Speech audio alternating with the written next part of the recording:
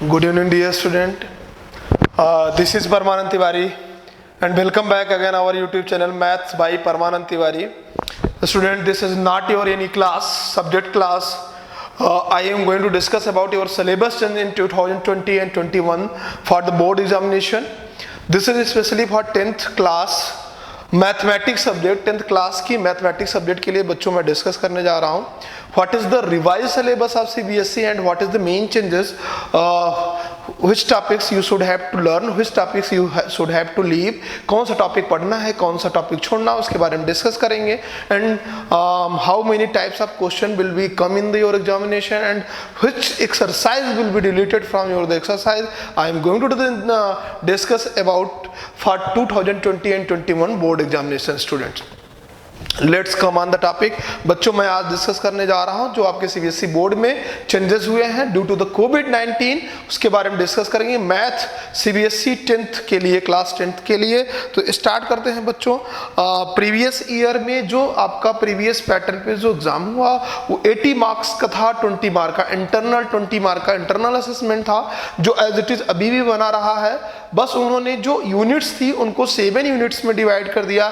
Chapters को नहीं CBSE वालों ने रिमूव किया है बेटा. सम इंपॉर्टेंट टॉपिक जो इंपॉर्टेंट थे, which is very important for your olympiad and NTSC also, but उन्होंने लीव कर दिया है. तुम्हारे मजे ही मजे हैं. तो स्टार्ट करते हैं बच्चों. कौन कौन सा, क्योंकि आपका सेशन कम हो गया, टाइम कम है आपके पास बच्चों. पता नहीं कोविड-19 में कब स्कूल खुलेगी, कब कोचिंग्स खुलेंगी, तो उसकी वजह से जो सिलेबस रिड्यूस किया उसके बारे में डिस्कस करेंगे. कौन सा पढ़ना है, कौन सा नहीं पढ़ना है.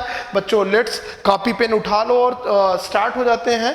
देखो, उन्होंने 7 यूनिट में 10th क्लास की, क्लास 10th मैं लिख रहा हूं, class 10th mathematics subject, mathematics for CBSE board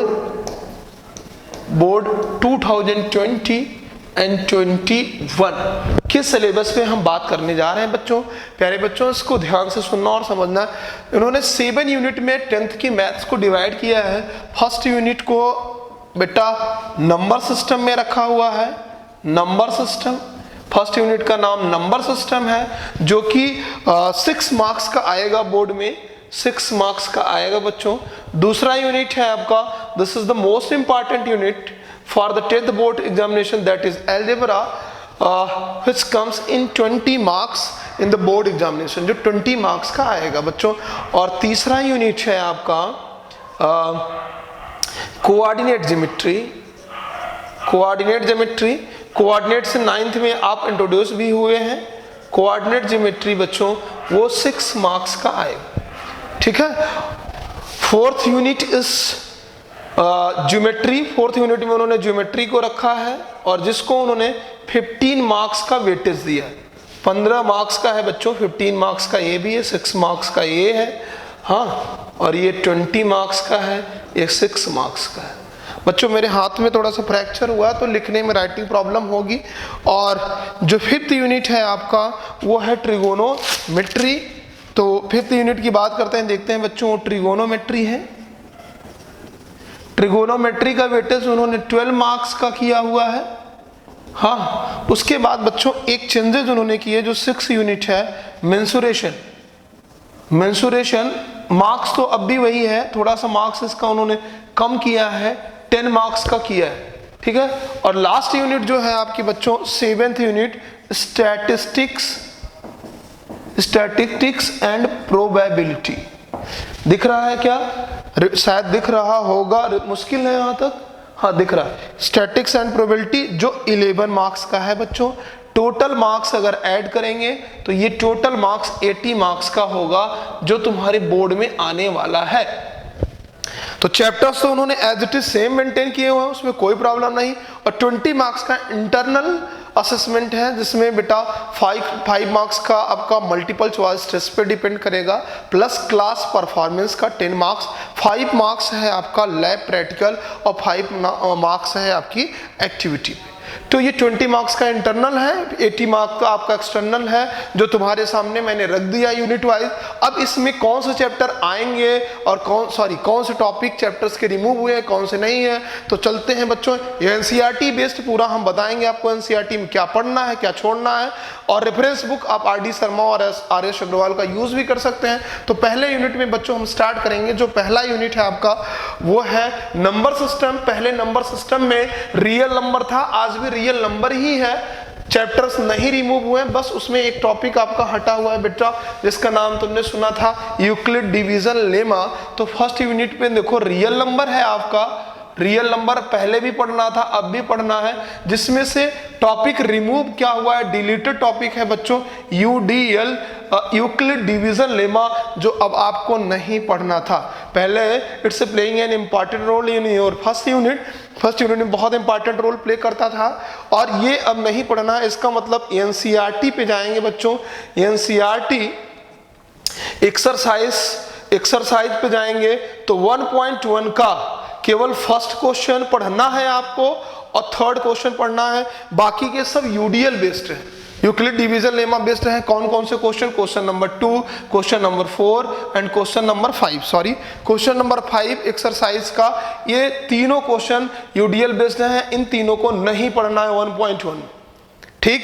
और बाकी जो 1.2 है, फिर से समझो, 1.1 एक्सरसाइज एनसीईआरटी का क्वेश्चन नंबर 1 एंड 3 एचसीएफ निकालना है, तो किसी भी तरीके से निकालो, प्राइम फैक्टराइजेशन से, वो सिलेबस में एज इट इज बना हुआ है। बाकी 2, 4, 5 यूक्लिड डिवीजन लेमा बेस्ड है, जो नहीं पढ़ना है आपको, और एक्सरसाइज 1.2 पूरा का पूरा पढ़ना है, वो आपके सिलेबस में है। कॉपी पेन ले लीजिए बच्चों और लिखते जाइए, होल सिलेबस में है 1.2, उससे कोई चेंजेस नहीं किए हैं। और इसके अलावा रूट 2, रूट 3 और रूट 5 की प्रूविंग भी है, जो अभी नहीं हटाया गया है, एज इट इज बना हुआ है। Clear student? तो 1.2 आपको पूरा पढ़ना है 6 मार्क्स के लिए। 1.1 से केवल 1 और क्वेश्चन 3 एचसीएफ निकालना है, बाकी सब नहीं पढ़ने हैं, 1.1 निकल चुका है। क्लियर? तो ये आपका पहला यूनिट हो गया नंबर सिस्टम। दूसरे यूनिट पे हम डिस्कशन करेंगे बच्चों। जो दूसरा यूनिट है अलजेब्रा, वो 20 मार्क्स का है डियर स्टूडेंट्स। अलजेब्रा जो है आपका 20 मार्क्स का है। हाँ, मोस्ट इंपॉर्टेंट है। अलजेब्रा में कौन कौन से चैप्टर आते हैं आपके बोर्ड में, तो देखो बच्चों, अलजेब्रा में 4 चैप्टर थे, 4 चैप्टर आते हैं एनसीईआरटी के। हम चैप्टर वाइज नेम आपको देंगे। पहला आपका चैप्टर है बच्चों पॉलिनोमियल, पॉलिनोमियल है अलजेब्रा में। दूसरा पॉलिनोमियल्स, दूसरा आपका बच्चों ये एनसीईआरटी का चैप्टर नंबर 2 है। दूसरा चैप्टर आपका है एनसीईआरटी का chapter number 3, pair of linear equations in two variables. ये आपका पैटर्न है बेटा तीसरा चैप्टर और एनसीईआरटी का। और 4th चैप्टर एनसीईआरटी का है बच्चों, उसका नाम है क्वाड्रेटिक इक्वेशन, ठीक है। और 5th है आपका अर्थमेटिक प्रोग्रेशन। क्लियर? ये 5th चैप्टर है जो आपके अलजेब्रा में आते हैं बच्चों। ये इंपॉर्टेंट रोल प्ले करते हैं। इनमें से कौन कौन से टॉपिक रिमूव हुए स्टेप बाय स्टेप मैं आपको बता रहा हूं। देखो बच्चों, पॉलिनोमियल में आपको क्या क्या पढ़ने थे। पॉलिनोमियल में आपको पॉलिनोमियल के definition, types of polynomial with the method, with the help of degree and with the help of terms, दोनों पढ़ने हैं। टाइप्स ऑफ सारे polynomial, zero polynomial, constant polynomial, linear polynomial, quadratic polynomial, cubic polynomial, by quadratic polynomial, सारे पढ़ने हैं। Definition and relation between zeros and the coefficient of the polynomial, ये भी पढ़ना है। एंड अब ग्राफ ऑफ द जीरोस, सबके सब पढ़ने हैं। बस लास्ट के जो यूनिट है एक्सरसाइज है 2.4 which is based on division algorithm of the polynomial that is removed by the CBSE। तो आपको क्या नहीं पढ़ना है बच्चों, एक्सरसाइज एनसीईआरटी का 2.4। और टॉपिक कौन सा डिलीट हुआ है, डिवीजन एल्गोरिदम, यानी डिवीजन एल्गोरिदम वाले वो क्वेश्चन, जो डिवाइड वाले क्वेश्चन थे वो रिमूव हो गए हैं, उनको नहीं पढ़ना है तुम्हें, ठीक है। 4 मार्कर क्वेश्चन आते थे जो आपके निकल चुके हैं। इसका मतलब पेपर तो और आसान और हलवा होने वाला है। तुम्हारे लिए खुशी है, खुशी मनाओ, मजे करो बच्चों। तो पेपर बहुत आसान है, कुछ करना ही नहीं है, जीरोज पढ़ने हैं, ग्राफ पढ़ने हैं और उसके जीरोज निकालने के सॉल्यूशन। जब डिवीजन एल्गोरिथम रिमाइंडर थ्योरम ही निकल गया तो क्या रह गया पॉलिनोमियल में। बाकी अब बात करते हैं हम 4 मार्कर क्वेश्चन निकल गया, 2.4 एनसीईआरटी नहीं पढ़ना। ठीक, अब आते हैं चैप्टर नंबर 3 पे, pair of linear equation in 2 variables. बच्चों pair of linear equation in 2 variables में तुम जानते हो 2 टाइप्स के सॉल्यूशन होते हैं। जिसने नहीं पढ़ा है वो देख ले मेरे वीडियोस को टीम सुपर क्लस्टर पे। पेयर ऑफ लीनियर इक्वेशन बच्चों 2 मेथड है, ग्राफिकल मेथड और दूसरा मेथड है हमारा अलजेब्रिक मेथड। अलजेब्रिक मेथड में बच्चों बाय एलिमिनेशन बाय सब्स्टिट्यूशन होता है जो एज इट इज अब भी है, बस क्रॉस मल्टीप्लिकेशन मेथड जो थर्ड मेथड होता है उसको उन्होंने निकाल दिया है। यानी इसमें क्या डिलीटेड टॉपिक है बच्चों उसको नोट कर लीजिए, cross multiplication method, cross multiplication method of solving pair of linear equation in 2 variables. यानी pair of linear equation 2 variables के जो है उनको सॉल्व करने का जो थर्ड मेथड है अलजेब्रिक क्रॉस मल्टीप्लिकेशन मेथड वो निकल चुका है, उसकी सारी प्रॉपर्टी निकल चुकी है। 4 मार्क्स के क्वेश्चन आते थे बच्चों, ये भी आपको नहीं पढ़ना है। यानी लास्ट वाली एक्सरसाइज ये भी खत्म ही है, लास्ट की वर्ड प्रॉब्लम से पहले की एक्सरसाइज है। और एक बात और ध्यान देना 3.3 और 3.4 से रिलेटेड है और वर्ड प्रॉब्लम भी बच्चों कुछ रिमूव हुए हैं जो बहुत कॉम्प्लेक्स थे, उनको इन्होंने रिमूव कर दिया क्योंकि उसमें डायरेक्टली लिखा हुआ simple word problem based on it. यानी train and boat and stream वाले क्वेश्चन रहेंगे, ठीक है। और उसके बाद मैन एंड वर्क के क्वेश्चन रहेंगे, इस टाइप के सिंपल रटे रटाए क्वेश्चन रहेंगे। बाकी बहुत सारे क्वेश्चन जो या डेसिमल नंबर सिस्टम पे बेस्ड हैं, ये सारे के सारे क्वेश्चन रहेंगे वर्ड प्रॉब्लम में। तो हार्ड वर्ड प्रॉब्लम को भी इन्होंने रिमूव किया है बच्चों। और reducible form of pair of linear equation वो है, उसमें कोई चेंजेस इन्होंने नहीं किया है, इस बात का ख्याल रहे तुम्हें। तो इसमें से क्रॉस मल्टीप्लिकेशन मेथड और इसमें से डिवीजन एल्गोरिथम को निकाला गया है। तीसरा चैप्टर आते हैं प्यारे बच्चों, क्वाड्रेटिक इक्वेशन। इसको मैं रफ कर रहा हूं। क्वाड्रेटिक इक्वेशन में क्या उन्होंने चेंजेस किए हुए हैं। क्वाड्रेटिक इक्वेशन में देखो क्वाड्रेटिक इक्वेशन को सॉल्व करने के जो मेथड होते हैं 3 होते हैं, आप तुम जानते हो। एक तो फैक्टराइजेशन मेथड, दूसरा कंप्लीटिंग स्क्वायर मेथड, तीसरा जो है वो सीरीधराचार फार्मूला है। तो Sridharacharya formula is the extension formula of by completing square method. Sridharacharya formula completing square method से ही आया है, बट सीरीधराचार फार्मूला से डायरेक्ट क्वेश्चन आएंगे बेटा सिलेबस में, लेकिन method of solving by completing square method को इन्होंने रिमूव कर दिया है। कोई भी क्वाड्रेटिक इक्वेशन जो 4 मार्क्स का आता था कंप्लीटिंग स्क्वायर मेथड या 3 मार्क्स का, उसको हटा दिया है इन्होंने, डायरेक्ट सीरीधराचार फार्मूला से क्वेश्चन बनेंगे। यानी सीरीधराचार फार्मूला तो कंप्लीटिंग स्क्वायर मेथड का एक्सटेंशन ही था, बट अब सीधे उस फार्मूले से अप्लाइड क्वेश्चन और उसके अप्रोच अब भी बने हुए हैं। क्या डिस्क्रिमिनेंट की प्रॉपर्टी है, क्या रिलेशन, उसमें कोई चेंजेस नहीं है। इन्होंने completing square method, perfect square method या परफेक्ट स्क्वायर मेथड या कंप्लीटिंग स्क्वायर मेथड दोनों नाम है बेटा, इसको इन्होंने रिमूव कर दिया है, ठीक है। तो कंप्लीटिंग स्क्वायर मेथड से आपको क्वेश्चन नहीं लगाना है, मैं तो वीडियो में पढ़ा चुका हूं।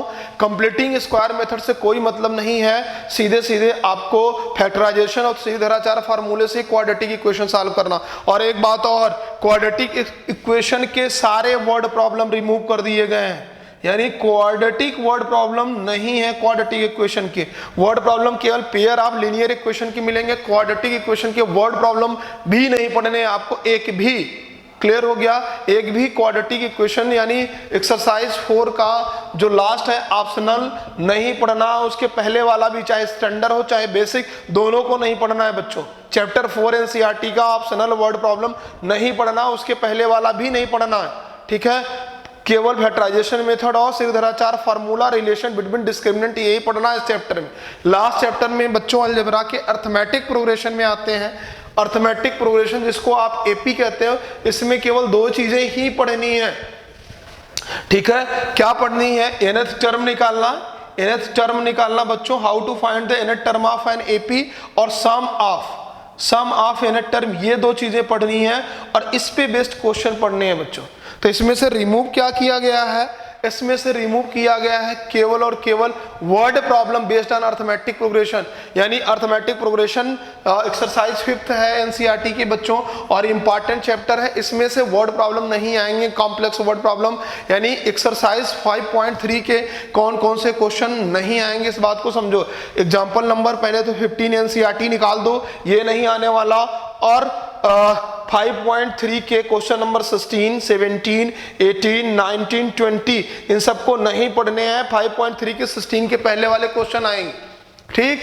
5.4 जो ऑप्शनल है उसको केवल स्टैंडर्ड वाले पढ़ेंगे, बेसिक वाले नहीं पढ़ेंगे। 5.4 के कौन कौन से क्वेश्चन 1 और 2 बस ये क्वेश्चन करोगे, 3, 4, 5 तीनों नहीं करना है, क्योंकि तीनों क्वेश्चन 5.4 एनसीईआरटी के बच्चों वर्ड प्रॉब्लम बेस्ड हैं। समझ लो, नोट करते जाओ एक एक चीजें। फिर से देखो, अर्थमेटिक प्रोग्रेशन में क्या क्या पढ़ना है। You should have to learn unit term, sum of finding of unit term of an AP, दूसरा सम ऑफ यूनिट टर्म, ये पढ़ना है। तीसरी बात, 5.3 के 16 से लेके 20 तक के क्वेश्चन वॉश आउट है। 5.4 ऑप्शनल स्टैंडर्ड वाले पढ़ेंगे, बेसिक वाले नहीं, वो भी क्वेश्चन नंबर 1 और क्वेश्चन नंबर 2 एनसीईआरटी के सॉल्व करना है, बाकी नहीं पढ़ना है आपको। क्लियर? मैं एनसीईआरटी से रिलेटेड सारी चीजें आपको बता दे रहा हूं। क्लियर हो गया? आगे बढ़ते हैं बच्चों। It's clear. ये तो हो गया हमारा एल्जेब्रा 20 मार्क्स का जो निकल चुका है। बहुत सिंपल बन गया है, तुम्हारे सामने दिख रहा है, बहुत ज्यादा कॉम्पिटिटिव नहीं, लेकिन इसमें जो चीजें रिमूव की गई हैं उसका तुम्हें ख्याल रहना चाहिए। They are the most important for your competitive exam like olympiad and NTSC also. Not for board examination purpose but competitive exam के लिए इंपॉर्टेंट है। अगर तुम पढ़ लेते हो समय निकाल कर तो तुम्हारे लिए बेहतर होगा। That's not bad for you because कोविड-19 हो सकता है इस ईयर रहे, it may be possible next year ना रहे, तो सिलेबस ना रिड्यूस हो और तुम्हें 11th और 12th में प्रॉब्लम क्रिएट हो सकती है मैथ्स में इन बेसिक कंसेप्ट की वजह से। तो इस बात का ख्याल रहे। तीसरे यूनिट पे चलते हैं। थर्ड यूनिट बच्चों आपका कोऑर्डिनेट ज्योमेट्री है। हाँ, कोऑर्डिनेट ज्योमेट्री है आपका, that is the third unit. ये 6 मार्क्स का है बच्चों बोर्ड में आपके, और इसमें कौन कौन से आपके टॉपिक थे? Distance formula, section formula, area of the triangle, centroid, ये सब पढ़ने थे आपको और इस पे बेस्ड क्वेश्चन पढ़ने थे बच्चों। तो इसमें सेक्शन फार्मूला, डिस्टेंस फार्मूला और सेंट्रोइड ये सब के सब अब भी मेंटेन है। केवल लास्ट टॉपिक ये एनसीईआरटी का 4th 7th चैप्टर है। लास्ट टॉपिक बच्चों area of the triangle, area of triangle, उस ट्रायंगल का area whose coordinates of vertices is given. इस एक टॉपिक था, देख लेना 7.3 है। टॉपिक क्या है बच्चों? उस ट्रायंगल का एरिया जिसके x1 y1, हाँ x2 y2 और x3 y3 कोऑर्डिनेट्स गिवन है, तो उसका एरिया निकालना। ये 3 मार्क्स का क्वेश्चन था और इसका प्रूविंग भी आता था। ये सब का सब बेटा area of triangle related to the coordinate geometry ये निकल चुका है, वॉश आउट है, डिलेटेड टॉपिक है, इसको नहीं पढ़ना है। Which is the exercise of NCERT 7.3, which is the NCERT exercise 7.3 that is deleted from your the board examination 2020 and 21. That's clear। तो कोऑर्डिनेट ज्योमेट्री में ये नहीं पढ़ना है 7.3, और एरिया रिलेटेड टू ट्रायंगल पढ़ना क्या है? You should have to learn distance formula, distance between 2 points, section formula and centroid of a triangle, ये चीजें पढ़नी है, ठीक है। इसको नहीं पढ़ना है बच्चों। चलते हैं 4th यूनिट पे, नहीं तो वीडियो बहुत लंबा हो जाएगा। अभी रात के 11 बज रहे हैं, फिर भी इंपॉर्टेंट था, मुझे पता चला कि वीडियोस तुम्हारे लिए बनाने पड़ेंगे टॉपिक से रिलेटेड, तो मुझे बनाना पड़ रहा है, ठीक है। अभी मेरी हेल्थ में कुछ प्रॉब्लम है बच्चों, ठीक है। अब मैं बात करता हूँ question unit number 4 geometry. Geometry को इन्होंने खूब वेटेज दिए हैं बच्चों, बहुत ज्यादा चेंजेस इन्होंने ज्योमेट्री में नहीं किया। जो 15 मार्क्स का है that is the 4th unit of your 10th board examination. Geometry में जो चैप्टर हैं बच्चों उनको समझो। पहला चैप्टर है ज्योमेट्री में ट्रायंगल, हाँ 10th में ट्रायंगल में केवल सिमिलर ट्रायंगल था और सिंगुलर ट्रायंगल से बेस्ड थ्योरम थे। दूसरा सर्कल था, केवल 3 चैप्टर हैं, सर्कल था। और तीसरा बच्चों कंस्ट्रक्शन भी बहुत ज्यादा डिटेल में नहीं था। ध्यान दीजिए, ट्रायंगल में सिमिलर ट्रायंगल से बेस्ड है, इसमें 2 थ्योरम को इन्होंने रिमूव किया, बाकी 9 थ्योरम पहले से है, तो 7 थ्योरम आपको पढ़ने ही पड़ेंगे। 9 थियरम थे which is based on similar triangle, यानी बेसिक प्रोपोर्शनलिटी थियरम पे थे, थेल्स थियरम था, उनका प्रूविंग, बीपीटी थियरम सबका सब मेंटेन है। केवल 2 थियरम रिमूव हुए हैं जो एनसीईआरटी के थियरम नंबर 6.6 और 6.9 है। 6.6 क्या है एनसीईआरटी का, ध्यान दो, वो कौन सा theorem area related to the similar triangle, two similar triangle के एरिया में जो रिलेशन है उसकी प्रूविंग थी और उससे बेस्ड क्वेश्चन थे, उसको उन्होंने रिमूव कर दिया है। Area related to the two triangle, two similar triangle, proving of that and relation between them, इन सब रिमूव कर दिया गया है। यानी एनसीईआरटी 6.6 का NCERT theorem number 6.6 which is based on the area of similar triangle, similar triangle के area based थे, उसको उन्होंने रिमूव किया है। और 6.9 एनसीईआरटी 6.9 जो है बच्चों आपका theorem converse theorem of Pythagoras theorem है। पाइथागोरस थ्योरम है वो आपको पढ़ना है, प्रूविंग ऑफ पाइथागोरस थ्योरम भी है वो भी आपको पढ़ना है, लेकिन उसका कन्वर्स सिलेबस से इन्होंने निकाल दिया जो एनसीईआरटी का 6.9 थ्योरम है, converse of Pythagoras theorem sorry converse of Pythagoras theorem. इस बात को लर्न कर लो कि उसका पाइथागोरस थ्योरम का कन्वर्स नहीं है, बट पाइथागोरस थ्योरम तुम्हें पढ़ना है। हाइपोटेनियस का square of any right angle triangle is equal to the perpendicular square plus base का square and proving of this is also maintain in the syllabus, अब भी सिलेबस में मेंटेन है। That's clear dear student, ये चीजें clear हो गई, note down करते चलो। हो गया। अब मैं बात करता हूं दूसरे चैप्टर पे, सर्कल पे। तो ट्रायंगल से तुम्हें 2 theorem, converse of the Pythagoras theorem और area related to the similar triangle को हटा दिया गया है। दूसरे वाले चैप्टर आते हैं सर्कल पे। प्यारे बच्चों सर्कल की बात करते हैं, ठीक है। सर्कल पे क्या चेंजेस हुए हैं। सर्कल जो दूसरा चैप्टर है geometry, no change, there is no change in the circle. Circle के सारे क्वेश्चन, सारे टॉपिक इन्होंने इंपॉर्टेंट समझा और है भी इंपॉर्टेंट, तो इन्होंने नहीं रिमूव किया। टेंजेंट, नॉर्मल जो भी है सर्कल के सबके सब बने हुए, कोई चेंज नहीं। एनसीईआरटी का पूरा टॉपिक पढ़ना है सर्कल से। आते हैं थर्ड पे, कंस्ट्रक्शन। थर्ड जो ज्योमेट्री में आपका चैप्टर है बच्चों, कंस्ट्रक्शन, और ये एनसीईआरटी का चैप्टर नंबर 11 है। चैप्टर नंबर 11 है, इसमें केवल 3 टॉपिक थे। किसी भी लाइन को डिवाइड करना सम रेशियो में, दूसरा सिमिलर ट्रायंगल बनाना, और तीसरा बच्चों टेंजेंट ड्रा करना। तो देखो उसमें से केवल एक चीज को इन्होंने निकाला है, सिमिलर ट्रायंगल ड्रा करना। Draw any similar triangle with the given triangle, किसी भी ट्रायंगल के रिस्पेक्ट में उसी के रेशियो में सिमिलर ट्रायंगल को जो ड्रा करना था उसको इन्होंने निकाल दिया। तो क्या ध्यान से सुनो, सिमिलर ट्रायंगल का कंस्ट्रक्शन निकाला जो एनसीईआरटी में कहा, मैं तुम्हें बताना चाहूंगा। एनसीईआरटी के 11.1 का पहला क्वेश्चन सिमिलर ट्रायंगल से रिलेटेड नहीं है, बाकी सारे क्वेश्चन सिमिलर ट्रायंगल से रिलेटेड, यानी 11.1 नहीं पढ़ना है except first question. NCERT 11.1, construction 11.1 except question number 1, all question you should have to remove. Clear, सारे क्वेश्चन तुम्हें रिमूव करने होंगे, तुम्हारे सिलेबस में नहीं है। और 11.2 जो है वो टेंजेंट और लाइन से रिलेटेड है, पूरा का पूरा पढ़ना है। There is no changes in 11.2। That's clear my dear student. 11.2 NCERT में कोई चेंजेस नहीं है। 11.1 में सिमिलर ट्रायंगल ड्रा करना था, जिसमें से क्वेश्चन नंबर 1 छोड़कर बाकी रेस्ट आर सब सिमिलर ट्रायंगल से रिलेटेड है, तो उनको तुम्हें रिमूव करना है। ये तो हमारा कंस्ट्रक्शन है। कंस्ट्रक्शन आधे घंटे का है, पूरा हलवा है, कुछ भी नहीं बचा कंस्ट्रक्शन। स्टूडेंट्स क्लियर हो गया डियर स्टूडेंट्स। अब हम आगे बढ़ते हैं, ज्योमेट्री की कहानी खत्म हो गई। ये तुम्हारा यूनिट नंबर 4 था। आते हैं बच्चों यूनिट नंबर 5, ट्रिगोनोमेट्री में। Trigonometry, that is the unit number 5, trigonometry. Trigonometry की बात करते हैं तो ट्रिगोनोमेट्री में बच्चों क्या क्या था, ध्यान से सुनो। Basic concept of trigonometry, what is the trigonometry है क्या, and the trigonometrical ratios, their angles less than 90 degree, 0 degree, 30 degree, 45 degree, 60 degree and 90 degree, ये सब ट्रिग्नोमेट्री में थे। कॉम्प्लीमेंट रिलेशन और तुम्हारा trigonometrical identity sine square plus cos square theta is equal to the 1, ये identity थी और इसके based question plus height and distance. अब मेरी बात ध्यान से सुनना, और ये कितने मार्क्स का है, 12 मार्क्स का है बच्चों बोर्ड में। इसके वेटेज 12 मार्क्स के हैं। इन्होंने क्या किया है, प्रूविंग ऑफ 30 डिग्री को रखा है किसी भी ट्रिग्नोमेट्रिकल रेशियोज की, 45 डिग्री को भी रखा है, 60 डिग्री की।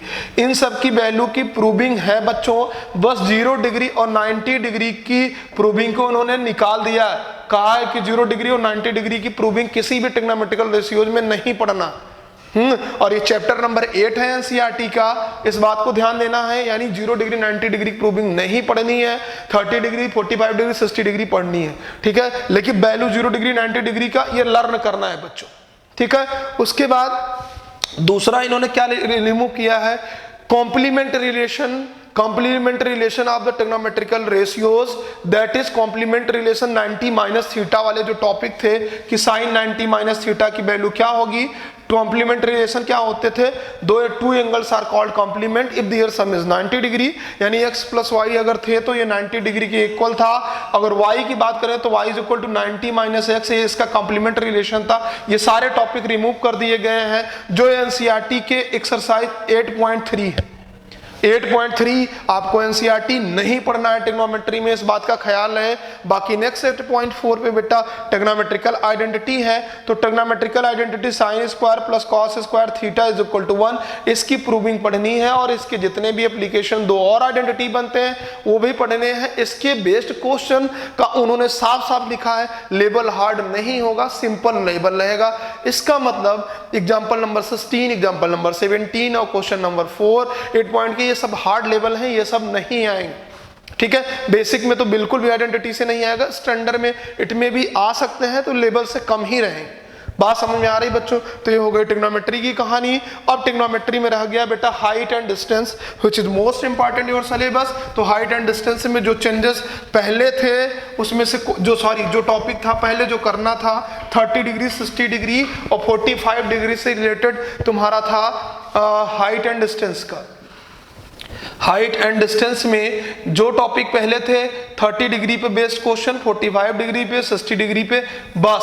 और एक चीज उन्होंने साफ साफ लिखा है कि 2 ट्रायंगल से ज्यादा ट्रायंगल नहीं बनने वाले क्वेश्चन में। वर्ड प्रॉब्लम ट्रिग्नोमेट्री में 2 ट्रायंगल से ज्यादा ट्रायंगल नहीं बनेंगे, मैक्सिमम 2 ट्रायंगल्स बनेंगे, इस टाइप के क्वेश्चन रहेंगे, उससे ऊपर नहीं है। सिलेबस में ही इतना ही तुम्हारे, उसमें कोई चेंजेस नहीं। एनसीईआरटी में 2 ट्रायंगल से ज्यादा वाले क्वेश्चन है ही नहीं।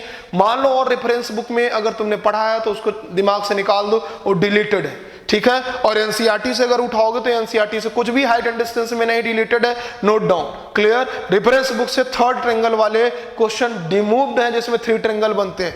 बात समझ में आ गया? अब चलते हैं बच्चों यूनिट नंबर 6 पे, मेंसुरेशन, दैट इज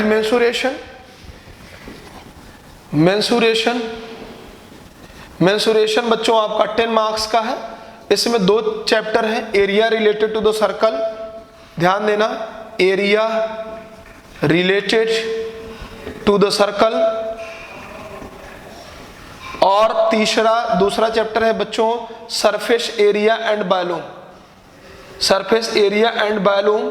अब देखो मेरी बात ध्यान सुन, area related to the circle में सारी 2 चीजें आपको पढ़नी होती हैं। एक तो सेक्टर से रिलेटेड एरिया, अभी आपने पढ़ा नहीं होगा, मैं बता दे रहा हूं, ध्यान से सुनिएगा। एक सेगमेंट से रिलेटेड एरिया, तो सेक्टर और सेगमेंट से रिलेटेड जो क्वेश्चन होंगे area related to the circle में, उन्होंने लिखा है साफ साफ कि हर वो एंगल जो 90 डिग्री से कम होंगे उन्हीं सेक्टर से रिलेटेड एरिया और सेगमेंट से रिलेटेड एरिया आएंगे। More than 90 degree it can not be कम, यानी 120 डिग्री का बस तुम्हारे एनसीईआरटी में मोर देन 90 डिग्री पर क्वेश्चन होता था जो सिलेबस से निकाल दिया गया। फिर से ध्यान दो, area related to the circle में 90 डिग्री से कम वाले सेक्टर और सेगमेंट के एरिया के क्वेश्चन आएंगे।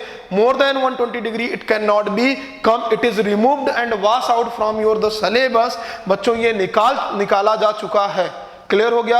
120 डिग्री से ज्यादा 120 डिग्री वाले क्वेश्चन नहीं आएंगे, देख लेना। तुम्हारे एरिया रिलेटेड टू सर्कल में एनसीईआरटी में 2-3 क्वेश्चन है, नहीं आने वाला, ठीक है। 60 डिग्री 45 डिग्री 90 डिग्री पे क्वेश्चन आएंगे। बाकी सरफेस एंड एरिया और वॉल्यूम में उन्होंने क्या किया, सरफेस एंड एरिया वॉल्यूम में बेटा क्यूबाइड, क्यूब, इन सब के एरिया में कोई छेड़छाड़ नहीं किया गया है। स्फेयर, कोन और सिलेंडर, लास्ट वाला जो टॉपिक है ये आपका एक्सरसाइज 13 है, एनसीईआरटी में चैप्टर नंबर 13 है।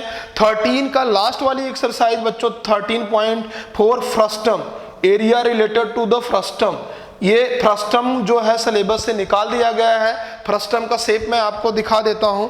फ्रस्टम का शेप ये था और उससे रिलेटेड क्वेश्चन एक भी नहीं आएंगे। इस तरीके की जो बाल्टी बनती थी ये फ्रस्टम का शेप था। फ्रस्टम का एरिया और फ्रस्टम से रिलेटेड क्वेश्चन और इनकी प्रूविंग सब निकल गई है। जो 13.4 एक्सरसाइज थी ये 4 मार्क्स के क्वेश्चन आते थे बच्चों, ये आपको सिलेबस में नहीं है, निकाल दिया गया है। बस मेंसुरेशन में 2 चीजें हैं, 120 डिग्री पर सेक्टर ऑफ सेगमेंट से क्वेश्चन नहीं बनेंगे। फ्रस्टम 13.4 को निकाल दिया गया है, नोट डाउन कर लो, बाकी सारे बने रहेंगे। लास्ट यूनिट है बच्चों, प्यारे बच्चों, स्टैटिस्टिक्स एंड प्रोबेबिलिटी। बहुत आसान यूनिट था, बहुत ज्यादा प्रोबेबिलिटी का रोल भी नहीं है इसमें और अच्छा चैप्टर है। स्टैटिस्टिक्स एंड प्रोबेबिलिटी, हाँ इनको इन्होंने 11 मार्क्स का रखा हुआ है। मेंसुरेशन को ज्यादा रखना था फिर भी इन्होंने कम कर दिया है। तो देखो अब स्टैटिस्टिक्स में क्या क्या चीजें आपको पढ़नी होती थी बच्चों, मीन पढ़ना होता था, मोड पढ़ना होता था और मीडियन पढ़ना होता था। मीन, मीडियन, मोड अब भी पढ़ना है। मीन को पढ़ने के 3 मेथड थे प्यारे बच्चों, वो था डायरेक्ट मेथड, मैं तुम्हें बता दे रहा हूं, direct method, assumed mean method, assumed mean method, और थर्ड मेथड जो था वो स्टेप डेविएशन। बहुत हार्ड नहीं था, आसान था, ये स्टेप डेविएशन मेथड था। तो उन्होंने 2 मेथड, डायरेक्ट मेथड और एज्यूम्ड मीन मेथड को एज इट इज बनाए रखा है। बस उन्होंने लास्ट वाले method of solving mean, step deviation method को डिलीट कर दिया है, जो तुम्हारे सिलेबस में अब नहीं रहा। स्टेप डेविएशन मेथड को उन्होंने निकाल दिया है, बाकी 2 आपका एज्यूम्ड मीन मेथड और डायरेक्ट मेथड अभी भी बना है। और तीसरी बात, मीडियन के लिए या cumulative frequency distribution, cumulative frequency distribution CF से जितने भी ग्राफ थे, ग्राफ को उन्होंने सिलेबस से निकाल दिया है। लेस देन ओ गिव, लेस देन ए ओ गिव और ग्रेटर देन ओ गिव वाले जितने भी ग्राफ थे उन सबको उन्होंने सिलेबस से निकाल दिया है। ग्रेटर देन ओ गिव वाले जितने भी ग्राफ थे बच्चों एनसीईआरटी में निकल गया है। तो पढ़ना क्या है, ध्यान से सुनो। स्टैटिक्स में step deviation method to finding mean निकल चुका है और ग्राफ पूरा का पूरा निकल गया, नहीं पढ़ना है, केवल 2 मेथड, डायरेक्ट और एज्यूम्ड मीन क्लियर, और मीडियन के जो फार्मूले थे वो पढ़ना है, मोड पढ़ना है। क्लियर हो गया बच्चों। लास्ट वाला जो चैप्टर था प्रोबेबिलिटी, प्रोबेबिलिटी पे उन्होंने बस एक चेंजेस किए हैं। प्रोबेबिलिटी एक्चुअल में जो हमारी 10th की स्टार्ट होती थी वो 9th के बेसिस पे थी, 9th का बेस लेते हुए स्टार्ट होती थी। क्वाइन से, डाइस से, डेक कार्ड से रिलेटेड उन्होंने बस क्लासिकल डिफिनीशन ऑफ प्रोबेबिलिटी रखी है और उसका फॉर्म तो बहुत ज़्यादा सिलेबस में नहीं था, क्लासिकल डिफिनीशन पे उन्होंने फोकस किया है बच्चों। तो प्रोबेबिलिटी में तुम्हें कुछ छोड़ना नहीं है, बहुत ज़्यादा चीज़ें नहीं थी, बहुत छोटी सी चीज़ें थी। प्रोबेबिलिटी में तुम्हें एनसीईआरटी से कुछ नहीं छोड़ना है, सब पढ़ना है, इतना मान के चलो। 9th से रिलेटेड कोई भी क्वेश्चन नहीं आने वाला, 10th में क्लासिकल डिफिनीशन से शुरुआत करेंगे। क्लियर हो गया बच्चों। तो ये आपका, और ये पूरा यूनिट जो था 11 मार्क्स था, ये चेंजेस हुए हैं आपके और कुछ भी चेंजेस नहीं हुए हैं बच्चों। मैं और 2-3 चीजें बताना चाहूंगा। बेसिक और स्टैंडर्ड मैथमेटिक्स में उन्होंने 2 चीजें रखी हैं। बेसिक का भी यही टॉपिक है, पूरा यही कंटेंट है, और स्टैंडर्ड का बस उन्होंने क्या रखा है बच्चों, रिमेंबरिंग और क्वेश्चन एनालिटिकल बेस जो थे वो रखे हैं। स्टैंडर्ड में 54% और एप्लीकेशन बेस्ड क्वेश्चन उन्होंने 24% रखा है। ठीक है, अप्रोच एंड प्रैक्टिकल बेस्ड उन्होंने 10% रखा हुआ है। बट बेसिक वाले में इन्होंने 75% रिमेंबरिंग और एनालिटिकल क्वेश्चन रखा, फैक्चुअल क्वेश्चन यानी छोटे क्वेश्चन। ठीक है, एप्लीकेशन बेस्ड क्वेश्चन उन्होंने केवल 10% रखा है, इस बात का ध्यान रखना है। तो बेसिक और स्टैंडर्ड में क्या चेंजेस किया है उसको मैं नेक्स्ट वीडियो में बताऊंगा, वो तो ठीक है।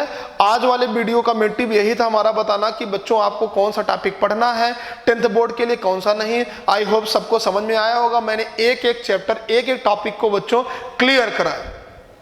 ठीक है, तो आज के लिए बस इतना ही प्यारे बच्चों। पढ़ते रहो, मुस्कुराते रहो। 12th की वीडियो मैं कल बोर्ड के लिए अपलोड करूंगा और चैनल को बच्चों शेयर जरूर करो, जिससे ज़्यादा से ज़्यादा स्टूडेंट्स को ये चीज़ें मिल पाए, ये नॉलेज मिल पाए, किसी की चीज़ें छूटने न पाए, रिमूव न होने पाए, क्या पढ़ना है क्या नहीं पढ़ना है, कंफ्यूजन किसी का ना हो। और स्टैंडर्ड और बेसिक मैथमेटिक्स में क्या चेंजेस हुए हैं थोड़ा बहुत, या किस टाइप के पेपर बने हैं, उसके लिए मैं नेक्स्ट वीडियो बना दूंगा। तो आज के लिए इतना ही बच्चों। पढ़ते रहो, मुस्कुराते रहो। जय हिंद।